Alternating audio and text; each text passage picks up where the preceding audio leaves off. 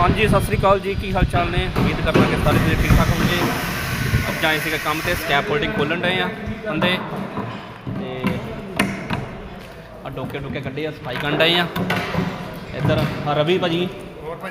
हाँ रवि की हाल चाल और वधिया काम वधिया चली जाता फोल्डिंग खोलन डे कुलदीप थोड़ा मीडिया तो भाजी एवं नहीं सौखे पैसे बनते। 1 रुपये के 1 यूरो के 105 रुपये एवं नहीं बनते इंडिया के। बड़ी मेहनत करनी पैंती है ते चाहिए काम भी करना पैंदा बर्फ काम सारे करने पैंदे जिद्दां दी मर्जी बंदे विच पुछण लग पैंदे भी काम किदां दा उत्थे काम चलो भाई सौखा औखा सारा करना पैंदा भाजी। फी 1 यूरो के 105 बनने आ। सही गल है, काम तो करना ही पैना यार। काम कोई चक्कर नहीं, उदां दा हो जांदा बंदा ना। इधर हाँ जी यार टोनी भाजी। हाँ टोनी ठीक ठाक है, काम चली जाता वधिया बहुत वधिया भाजी। लगी जाने भाजी भी लगे घैंट।